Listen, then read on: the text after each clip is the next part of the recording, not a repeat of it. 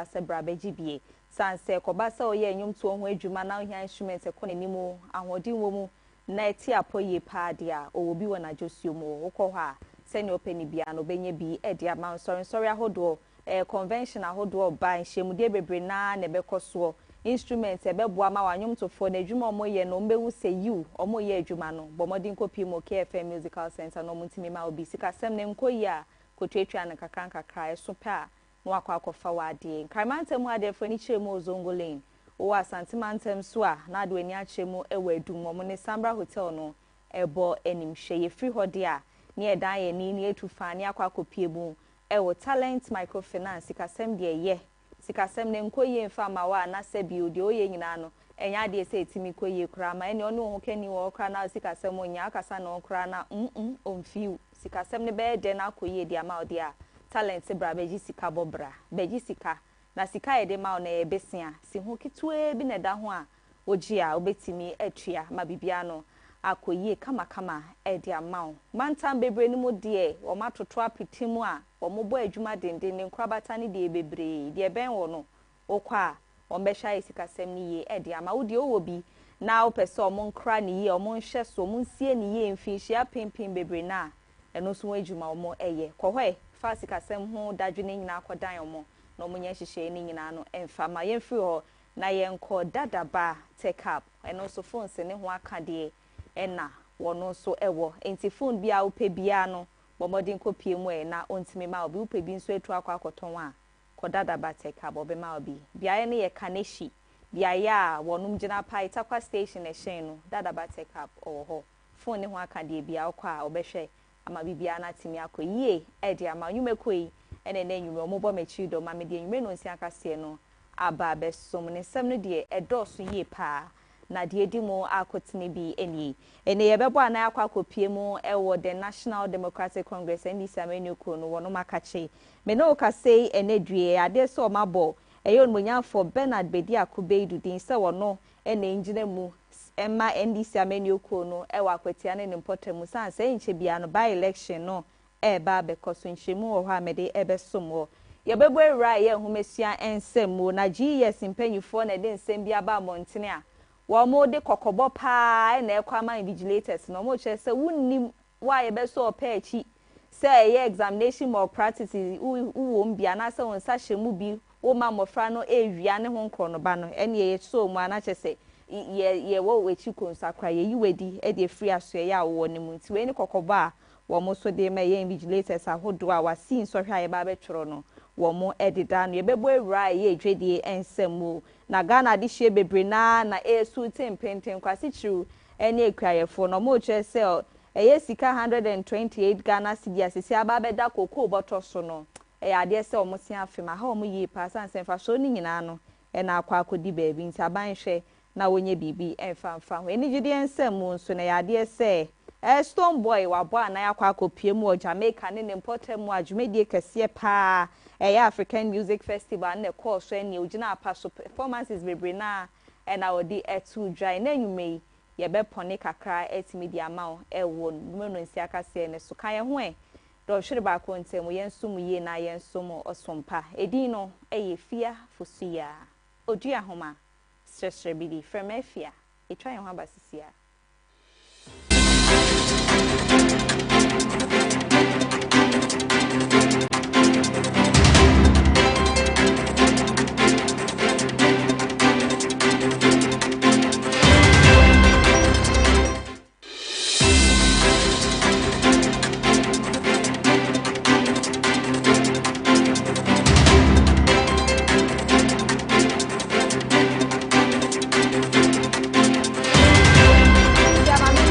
nam samu akwa babiem connection ensuma yense e won from mti aba Fontaine no udu Facebook at KFM TVGH, YouTube KFM TVGH. Subscribe on the YouTube, you follow on Facebook.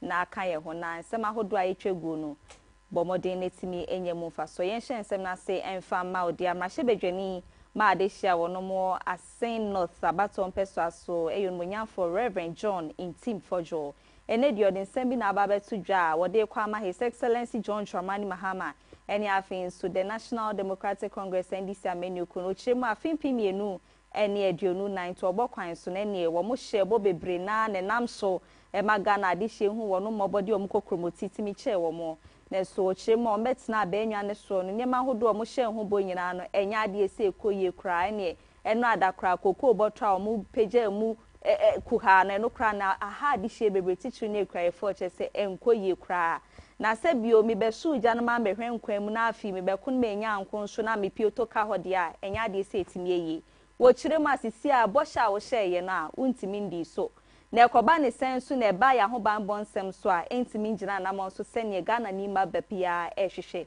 wo hye se da bia ban ne nko na chi no nsambre bi na niema a wo hye ho bo no won hye na wondi so nchiremu ne nto aso no eni. Farmers have been disappointed when your finance minister and your Greek minister, at the time they were in opposition, promised Ghanaian cocoa farmer 7,000 cedis per bag of cocoa. It didn't find expression in the first budget. They thought that it would find expression in the media review. It was 419. Students are disappointed. When the President of the Republic, President Mahama, during his rounds and campaign, promised students that he would send remittances straight to students and straight to headmasters to go to the market and buy them aponche, to do aponche krakra for them. Today, he sent it for just 2 weeks. After that, a letter was sent to them that no money will be sent. We will buy the things and bring it to you. Mr. Speaker, market women have been disappointed. When NDC promised them Women Development Bank, and the expectation was that some Women Development Bank, truly with about 800 million minimum capital, was going to be given to them, only for them to hear in the budget that 51 million, which cannot even open a microfinance. Which money the women are even still expecting to be released. But Mr. Speaker, you can deceive all the sectors of the economy, but security is one that we would have thought this government would have taken more seriously, because our peace and our security, our public safety is all we have. And therefore, you can, even when you have kept Ghanaians hungry, all that they expected was that you will keep their homes, their streets, their schools secure. But what do we see? We are seeing growing insecurity in this country, because the Minister for Defense and the Minister for Interior and all their agencies are starving. They are starving the public sector.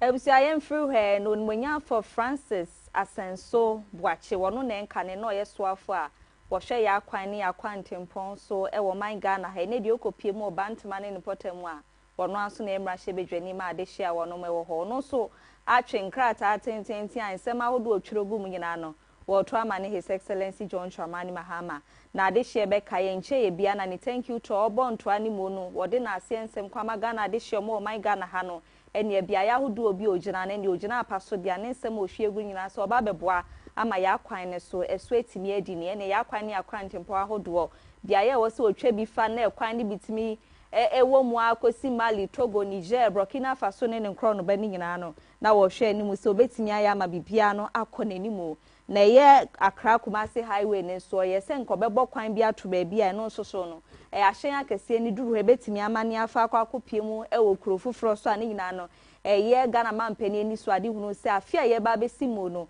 wo behwa ye sa dwumedie ni nyina no etimi de free we enumu enwonya for Francis Asenso Boache ba montrima o che se da bi ebe ya enka Ghana mampani won fa nani enko na chi na afi won bu nkompo no nko hwa de sanse brand na eye enka ne mampani John Ajekumkofo eti abenwa ne so ne ne akwan bebre wo ho ano no so hwa animu se obe ya wantimi anye itinke be ya sa akwan ni so bu ho a se bia kan rem a bia ye be fa kra ma de hye omo so betimi afa so akodi om dada adwuma ho aye de ama omo no enko fa nani hwe ho no nkoye sa akwan no emfemfi ho sa se Ghana ha ye kana ye sa aban dada ekona aban foforo ba adwuma na aban dada na ye na aban foforo ba enya de se wotimi etra so ntinke be ya sa akwan a wo ye no se enko be ba betwitwa bi akwa akotutu ba bi akwa akopiepia aman foforo so no enka onko aban dada na adwuma wo ye no bi a egu ho a yemfa yensan kan no nkoye saa nwuma ne nyina no emfen wi san say wono so sha ase no enwi asikasem na eba be ka ba begu eye Ghana fo nyina enkom ntinke be ya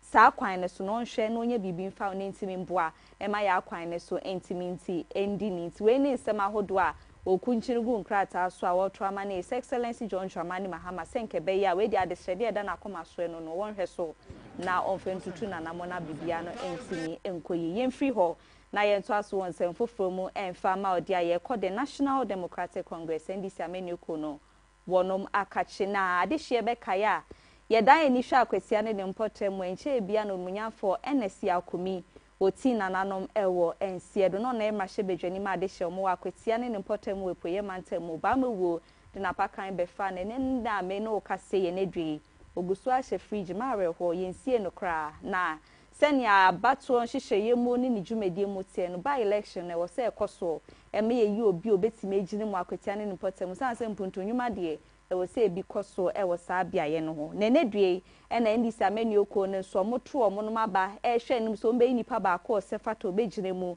na chese wetimi ato aba no ne weginem kama e de amendisi ameni oko na bro moto aba ne wie no ora Bernard bedi akubeido na gine mu a ohwidi nkonim edema NDC amedioko no na me no ka se na edue MPP amedioko ni de omoyi ora Solomon a wono ba begire mu de dan te September boso me ne de toso mienu a eya abato komisa ne hyehye ne enna wetwa ato ho by election akwatia ne potemu no ebe koso nchemu no yento aso 1053 at the end of the elections 975 voters voted. Now the results: rejected ballot 3. Candidate Bernard Bediako Vade had 380 votes. Candidate Erasmus Koni Ali had 366 votes. Candidate Henry Yadom Wache had 226 votes. So total valid votes were 972. Rejected ballot papers were 3. And total vote cast for today's elections is 975. Now I invite candidate Bernard Bediako to come here. For commission, I declare Mr. Bernard Bediako as candidate elect for the NDC for the Akwatia parliamentary by-elections. Thank you. Fire!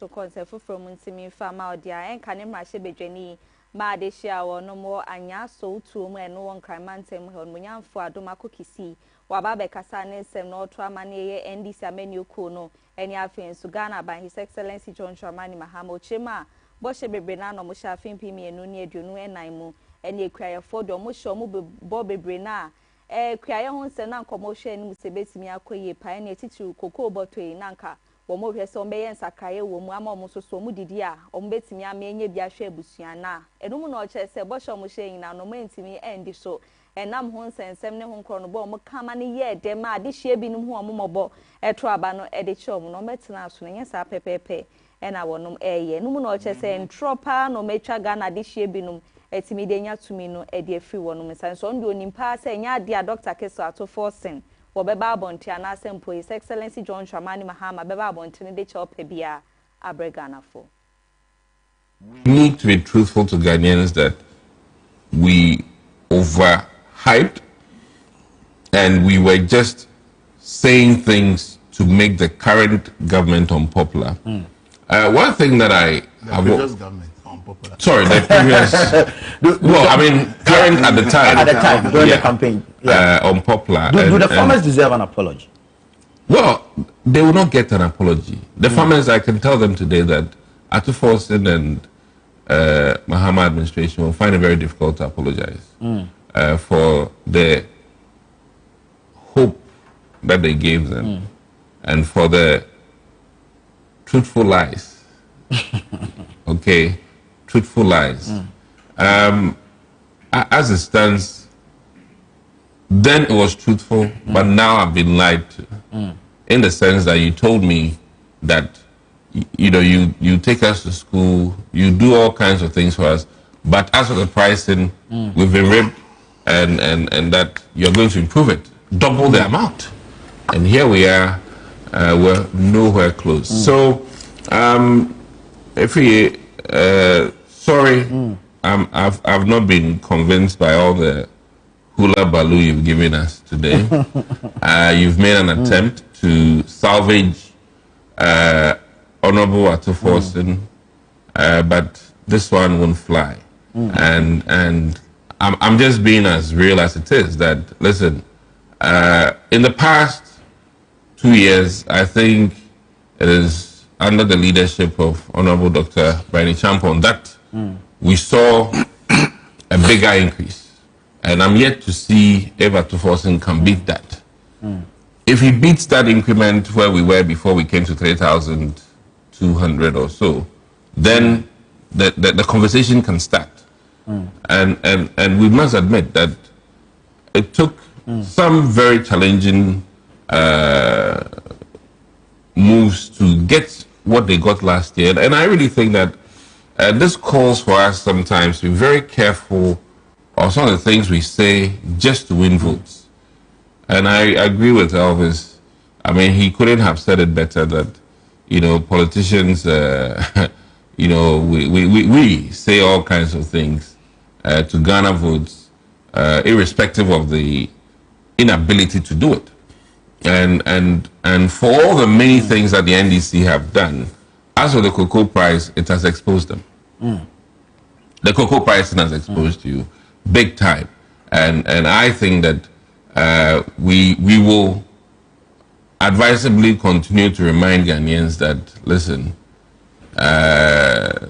NDC lied to all of us in the thick of the elections.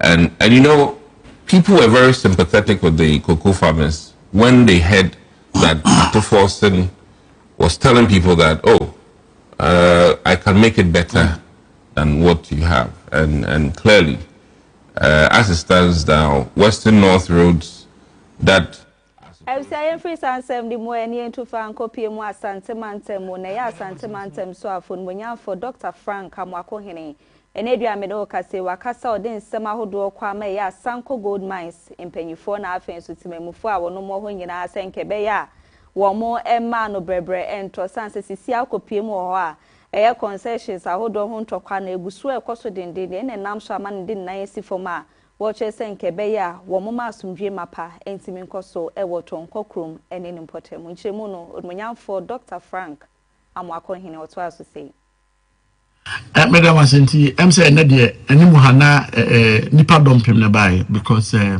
there's an issue what on tokrom on some mining concession be and youth no the petition you na bai ba ko free ahemfo ho ana ebisu free youth no ho na bai. It be Michelle now a year as is here. We saw normal issues from the chiefs. Say one, almost a concession. Almost say Asanko Gazette and Tina Asankodia. Two, simple ya Asankodia. Almost say engage you with resettlement and some other issues which almost had them and buy. You know somehow ne bako. But could they say, no my Jumaya mining for years. And Tomodia say. Asanko tu omwa ahano man kwankonye baby fu frank kwankoye adwuma ma ombe jobless and biom military presence so ho no so almost say some time back a military ba ho no confrontations see ma ekoye wantwantwuma basabasa yesi do so almost street questions here do they have license on title to concession no, as a community and a youth group? Definitely omuni concession no title and non-license, but the point is that almost indicate this one my juma or hache inti so be abana or you ma free wa ebema my jobless among others. And to catch on this straight up, or more at the petition about material, I have to listen to the side of Asanko. then also get Minerals Commission to let us know the real concession owners. The moment who say men come for a report banner say concession here Asanko then here as a government here limited. The only thing we can do here say Asanko for Bekasa maybe must CD a certain portion of a concession at the Ama community. No. Otherwise, there is limited options here which my so far as issuing your consent. So registration here Asanko dia. In the view, Zaka job say pending say the best Asanko no wakasa. Near community near Asanko together to resolve issue no. Men person mobile back. Never got gidibia say confrontation whatsoever. Ever ho. But also catch up say a military team, ni police team ever ho. Me no make say. Omo he no making sure so no mass will be about pending say bit my resolve issue because I don't want that situation that occurred in the past where there was a clash between the youth and the military team there a war a honor. The ambassador to Mamufo I'm just saying about media in the past week. My friend team no youth na agree no machia. Yeah, what's anyone in between Asanko Swashia na Asanko and then the community no. And then RCC bit machine yet to resolve the issue no. Between now and then, yeah, but so be a family edition in some also confront security personnel or no confront police and military.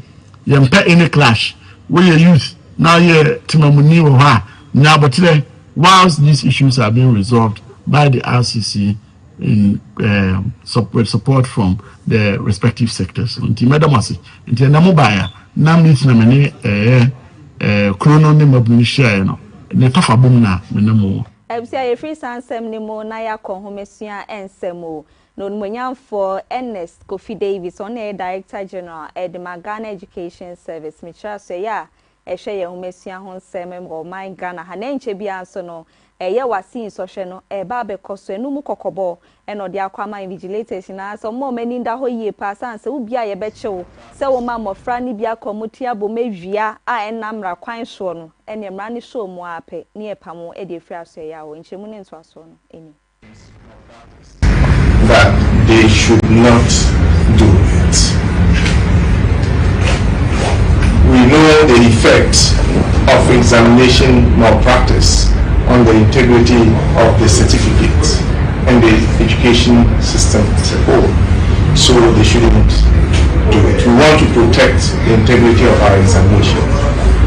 The information for them is that they will be dismissed because if they are caught, because the GES Council has given GES the power to dismiss invigilators and supervisors who are caught indulging in examination malpractices.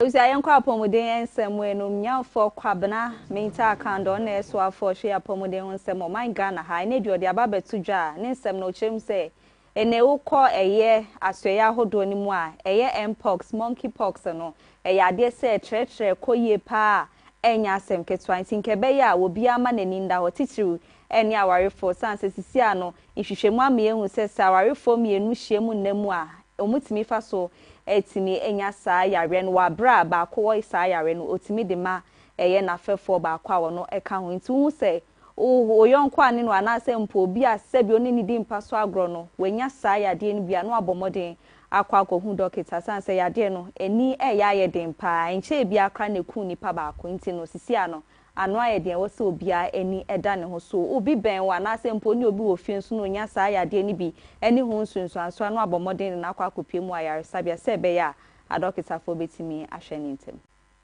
Everybody must be very careful, keep loyal to your partner, use the necessary protective condoms or those, but it is also very important to know your partner. You know, if you think that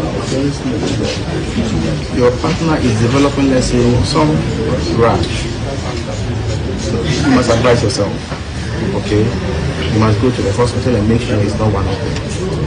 If you are experiencing, as I already indicated, you are experiencing headache, you are experiencing rash, you are experiencing any of the symptoms of mpox, you must go to the nearest health facility to seek for medical attention.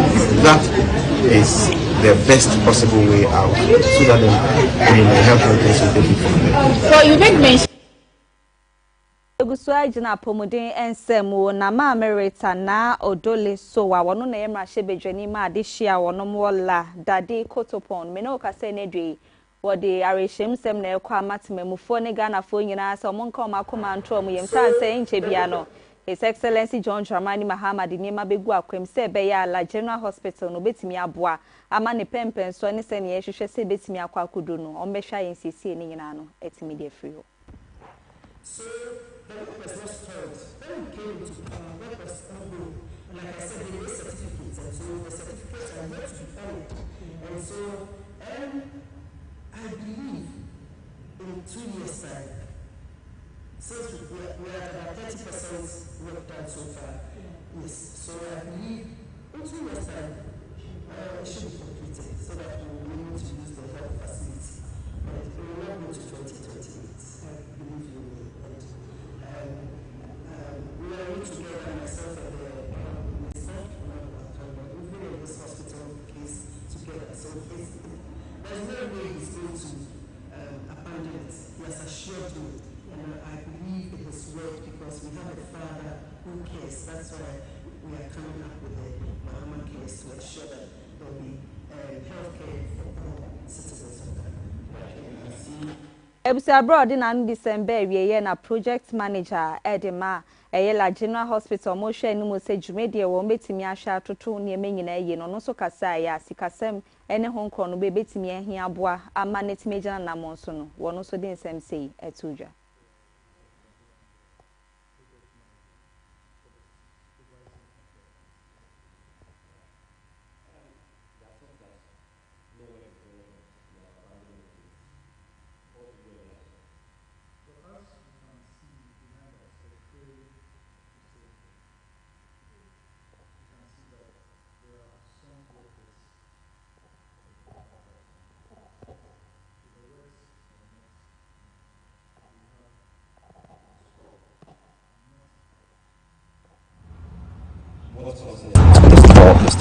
It has to do with the cash flow of the contractor. Certificates were raised and some have been paid and some have not been paid. So if he doesn't have adequate cash flow, he cannot continue working. So it's got to do with his cash flow. That is why he's slowed or suspended the works for now. It is contractual. He's allowed to do that per contract. Right. When was the last time there was any work that was done here? They worked up to the end of May, and they gave notice as required by the contract that they would not be able to continue. Again, this is contracted, it's legal, so that is fine. Right. The minister says that he gave a projected timeline, 2028, you said. Yeah. I said I hope we won't get to 2028. She said, yeah, we didn't get to 2028, so roughly 2 years. From where you sit, when should the people of La expect a complete hospital? Well, I agree with what the minister has said. It is feasible, it is doable, and it is very likely to happen. All things being. Okay, all right, sure. Thank you very much, sir.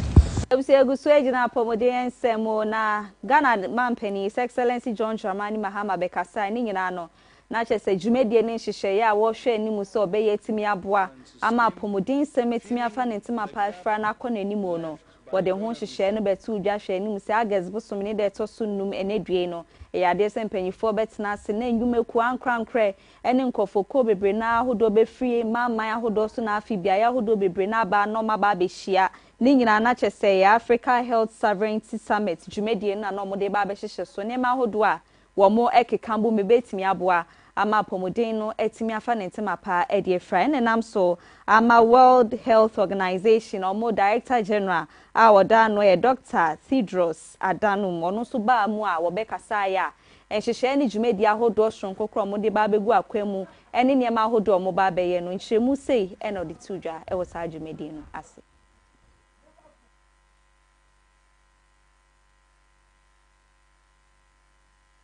Skin, filling the gap left by donor withdrawal, and delivering on the President Mahama's bold commitment to free primary health care for all.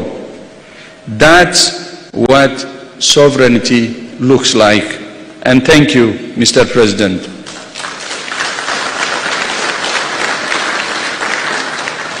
Of course, private capital and philanthropic capital are both very important, but they can only complement public financing and they cannot replace it. And more money alone is not enough. What's important is how effectively that money is used. WHO's work with countries has shown that up to 13% of health budgets in low and middle income countries go unspent due to weak public financial system. That is money lost.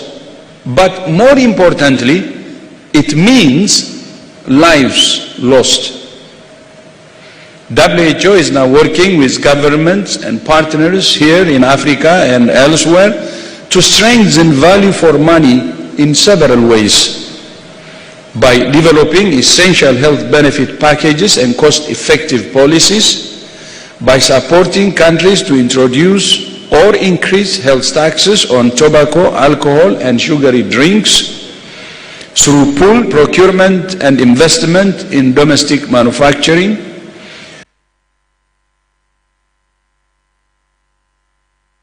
scheme, filling the gap.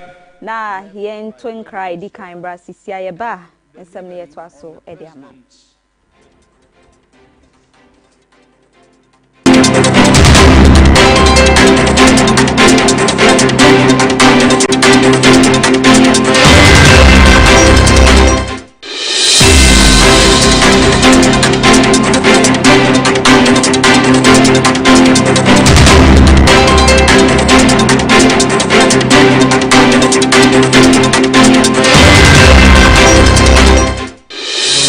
Yo, I'm up for and I am Makwaba at the bar, a KFM musical shopper.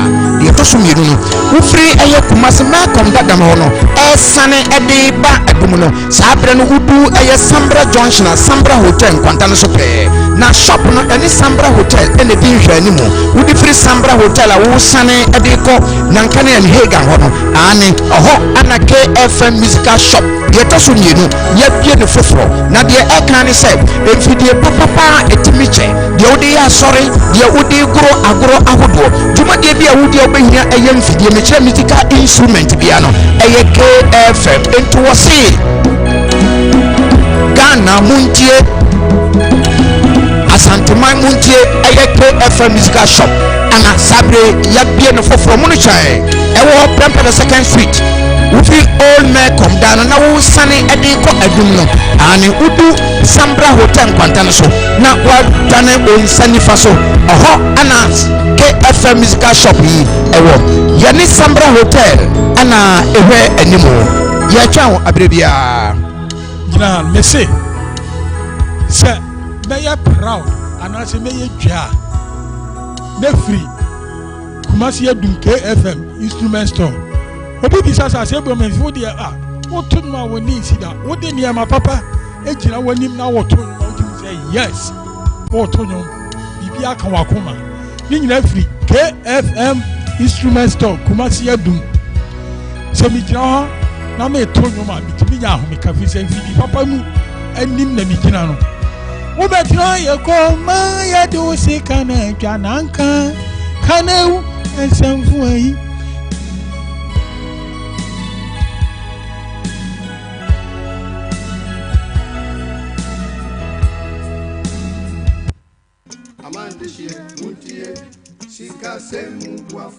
Medo benami Ghana duko do ajakle hoduko kata. Mie chonya nyi devena micho Talent Microfinance Limited Gajradopa. Mie wona susu savings, adishare, school buafo, cashback, ple bubwa okata.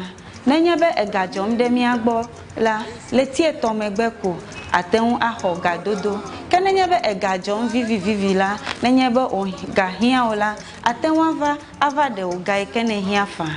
Tananyebe mi fongcho mi afa jongu yo kenye mi afa gado do nyawa. Business loan elemiashi, church financing elemiashi, salary loan elemiashi, eye bubo li kenye personal loan. Nanyebe mi fongcho business loan enye gado do ikemie nana asichalao, nanyebe washigba keke. Alum LSW, we have a talent. Mi pepegede nwo. Nenye washigba lesua, ne woge wokekegedeji to talent pomo nuome. Nenye be mi fonchu mi afe salary loan. Enye gado mo wike mi vuna mi afe jirudu $. Nkega nyo heya. Va talent wo pay slip pe bank statement ye kwenye wi here na koko ho salary loan le rate nweto keke akeji. Church financier, personal loan va nenye habobo masoli hama eji vufofo sankuo jitao olila ashibobwe kekeake mie flegeno na nohem v choji nto jinwade vare kwereka mpopo kai ganyu heya talent kuna kpohe ya ole chagbagba na do tare talent bena wo gado monwa anobobo enami akpenami etibe ya nyafi ke talent la talent microfinance jengo amegan shipe ape letina tejibo hotame miape kapomo enya 050-129-1298 alo 050-128-9119 talent oga kwamanu banto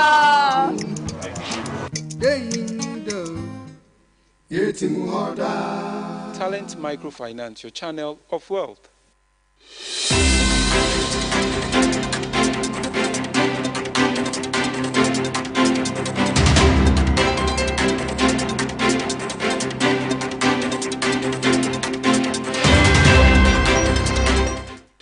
Amida semu akwa babi mfa ombra nyume no nsia akase no eso meto aso e wonsem ni mu dia ma odia challenging heights e ejumeko bi a ensha ban ase no modia ne se niema hodo ye ne Ghana de hye be no mu famu a enamra kwan so ne tietia wonom efa ahodie so no eno ho ejuma ena wonom eye na ne dua me no kase Kofi Anan ena epanyi kwanhwefo da sa ko no ano aba montini mu a wodi adesrede kwa magana ban se wonfa ne nansi from sanse human trafficking no ade se koso ye pani obehu ne de obi akwa akoma obi a se biode ne ton se wonko hye ye ahyawa na se be sibre mu no fa sikambre sa nipa kro no ana se mpo wonkonko ye adwumaden fa nsum sa nipa no che se ade se etietia nipa kro ne fa ahodie so pa tinkebe ya ye Ghana mamra Afia pema hankron de okromienu 1992 constitution di bo man no kebe ya ye ma amendment kakra bi nkoso na ye human rights side honom no ye nhweman siesie mapa enkoso na mboa ma ye mofra ne afenso wono ma ye tomo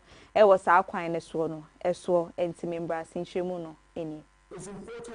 For us to look at the law holistically, there's so many aspects of the law that needs to be amended actually. Even the exploitation bit.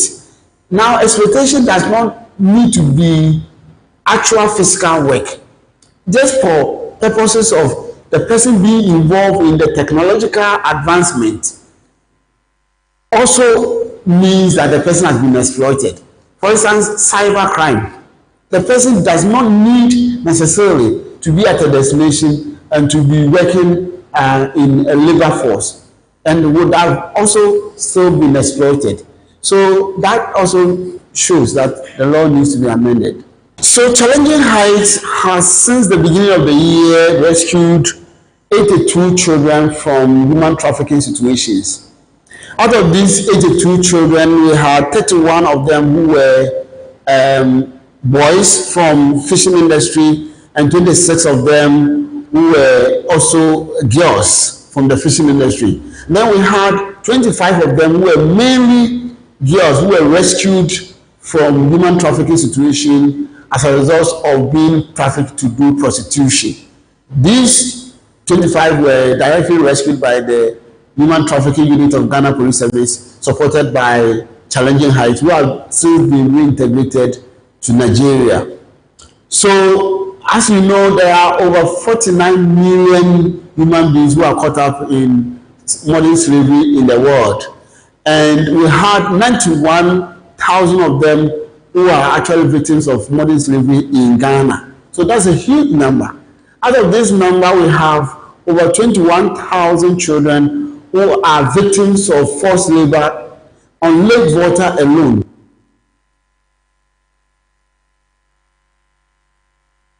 Koya asante mantemo na ye call offense so nananom atena nkonwa wono mo ho na ye ohene popro wo ho eye nana dwamena kenten a woto so mienu ene duame na okase fertilizers ahodo a eno asombo be 600 ene weje mu e dia ma ne mensini na nyina na eba beboa amakwa ye ho nsem no etimi akonanimo na ye fertilizers ameka wa asemi ye afimpi mienu ne aduonu na ye troaba ne wieye mu no eye December bosomi ni da neto so aduasa ne tokwasi ye wo saa fertilizer ne hwenam so mampanyifo gi ne nyina no kogu o makachi no mo hwe animu se ano brebre betimi ato na mentimu ase ekoso no ebetimi abra ase na ntokwa na wo MPP ni afi so NDC amenu ko no wonom entime ne duame na okase ohene popra na nadwam na wejemu edi ama eye mensi na o mo hwe animu se adwuma mapa betimi akoso na ye onmunyamfo ye Alhaji Majid wono na ye municipal coordinating director edema biaye hwa ne due wasomu a wo chese mpanyifo behwe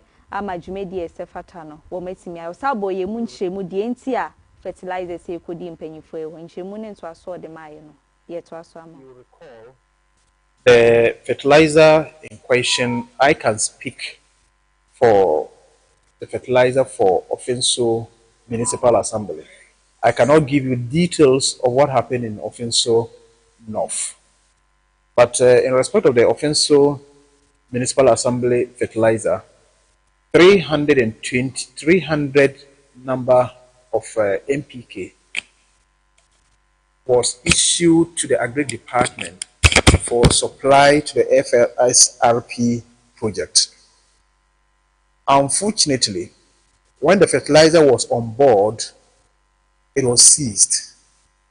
The Agri Director would have been the best person to address this issue. Unfortunately, he's also been posted out of the municipality. But what I can say is that when the fertilizer was intercepted, it was lodged in one store, and investigations were done, and the investigations have been concluded. And now, Nana and the Traditional Council have released it to the Municipal Assembly for distribution to the beneficiary groups. So ours was interpreted differently from what happened in other domains. Our own was for a project from the Ministry of Agriculture. It wasn't among the fertilizers that were alleged to have been taken away from other sources. But it was unfortunate. Ours fell in line with what had happened. I can't say much about it because it is in the domain of the police service, and then once it happens that way, I cannot speak to that. But the most important thing is that once it was retrieved, and then and will be issued in the course of the week to the farmers, I think that's what we should be most grateful to the Municipal Assembly and the Traditional Council. We should be very grateful for these two institutions. Majid Mohammed, Coordinating Director, on behalf of the Municipal Chief Executive. Osianumu ana ora Franco Fosuah no so ya ban krachi penyina wono so giremu de ma Offenso South ne importemu so giremu kasa wo chese fertilizer hodo mo dia ma omoyi omo so be cha ma na so ekuayefo ni nyina so a emfo ha oni atiti bia emba akonya we ama Offenso Municipal Assembly according the director he can actually the background behind fertilizer issues. In say idea ya ne hia wo moy mu pa ye say ye adwuma nyina de be dey very important. So fertilizer no buy butter buy no say e be bo akuafo ma akuafo etimenya no buy na o ma no so ho han. But na bi no ya ye pese me nkuminya. Omo dwen say omo botum hinya sen the generality of the citizens. So nanka ankoranko bi ye mo dwen say omo fa akwakoto. Na say bi aban ene mra boa ma sa ade no esizi. So all this is see Abraham make young compliments as MC. The buyer no situate say the right will be done. because the Casa research agenda is about distance. Say no kwebe edwuma na pepe ye edwuma na obi aso han han. Ye buy na efibibia tuto ye no. Oman ne offensive north and offensive south municipal is here na ebugo mu. Na part bi offensive north for the never be there. Say koba. Yes, so you will be about 300 bus above is part of offensive south. The IN say the more lay down procedures of the check or this is a diet or agree comes of her. The Becabum now be a mobile phone, a bois among a buy so it's apostle. And this is a bus I may be an F4. Yes, we are moving. I ever meet me a space cacao with Canada. This is a simple. A bois so am I. Yes, so you say, I did your mind, be a no one by a mufa, Mr. Full of Agriculture. Or more dear and buy more guidelines on which all this one. It is determined by a more number and a strategy of issue. It will be based on the size of your food and a better quantity of being. It is no almost I lay down, I think say in the course of the week, the limit no, 1 year converse of it so that we invite your phone and I will be as concerned can need. That's one and I can manage it. If you're not penny to argue, so really are baby and me for it's in my baby. Assuming in every or now kind was many very and so I did. Asa. So I enter us where now young consent for from Wintimin Farmer in a day and a year Charles Kojo Fosuah Oduahoma no Ewonyum to Edwuma our year high life artist say daddy Lumba one kasa ne bushia na mobile na kopie mo 247 to sumienu natna ye wo menhia no asante mantem ni nyina no wo buo kwan so no mo de kwa akoto nanim ehem so mo de hie deal enya de se wo kan te asefo bi sansa mamre ni amane mu no sa pepepe na wo se omo eye no mu amane bo e no mo kodan no e wo ye menhia palace a mo de koto nanim de esi nchemu ne nto aso no eni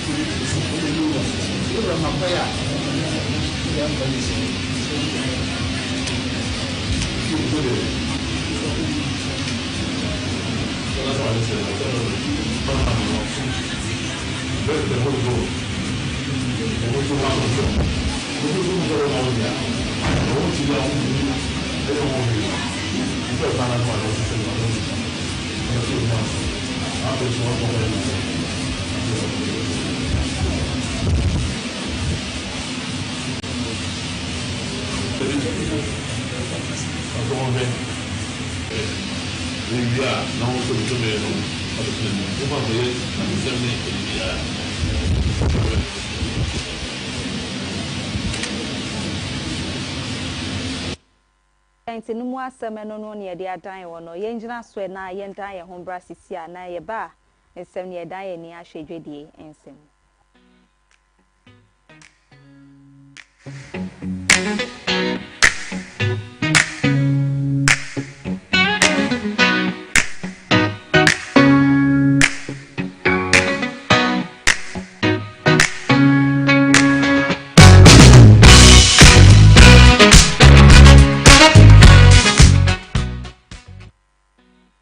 so edwedie nsemu enfama de na ada na bede edwa say ye nwanom eye kwaye form o man Ghana ha no koko bottle no ya de si apege mu kakra enka ne na chese omoto no eye 3100 na sisi am no kase ni apege mu akọ 3228.75 eno so da so enu mu ene kwaye fo ibi aba mountain mo mu chese sasika ye de tro so no enya ade se so eni kura enya ade se betimi aboa sanse no mune omeni da so pa dia ka omune ma wo senka sika ne mbetimi apagya kaka se be anfa so ebetimi abaso no ebetimi ai ne ma bebre na edi ama ne so aban ne ndi ne bo hye so ne afin so hyehyia no mo hwe ni mu se be no enye sa pepepe na ye ntinke be aban no nko na chi no san bra bim no nye bibi enfa ho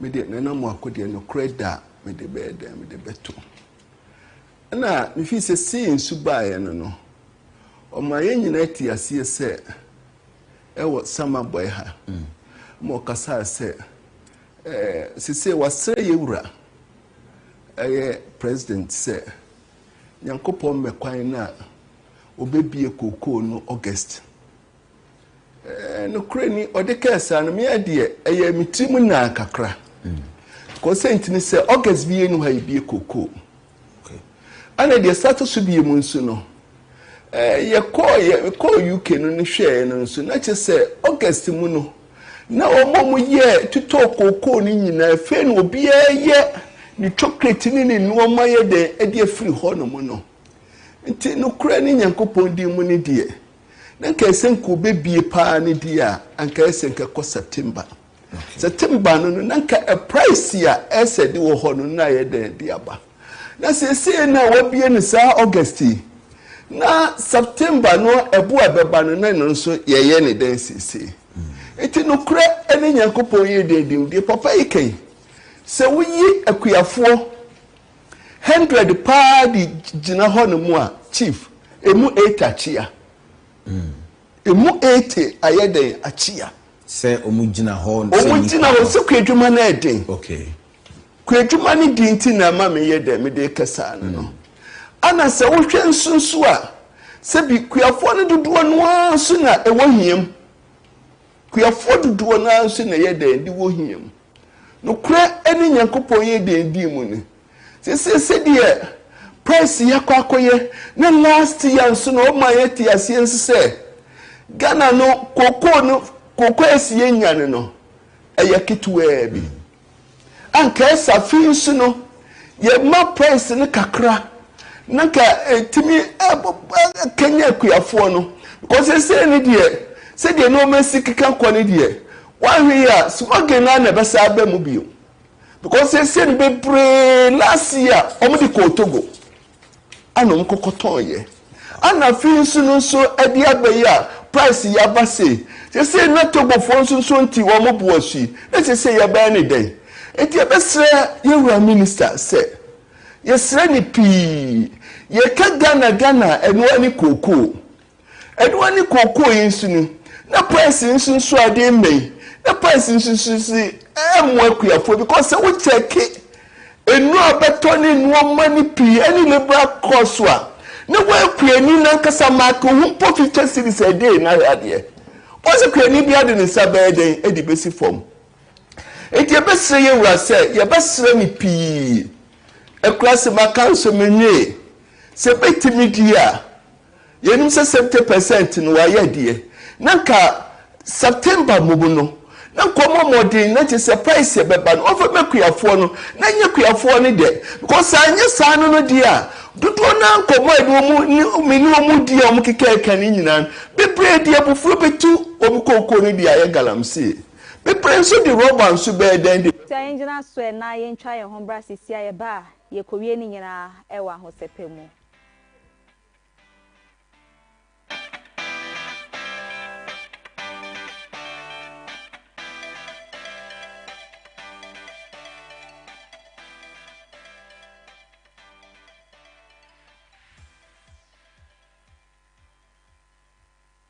nsem ni nyina amfa ma odi ayenko eye abrante friend say Stone Boy Beam Nation akache na me no ka say na edu ejumedie pa na odi ahihye so a eye nigidi a odi adom edi asom ama bibia na etimi akọ nanimo no kopie mu Jamaica man no emo ni nyina no na che African Music Festival no e no mo de hihye so a no ogina apa so ne nnwoma hodo no hwie bebre na egu ekitafo ene wono mo do no so kopie mu a na enya asem keto akwa performances ahodo odi tudwa no ebini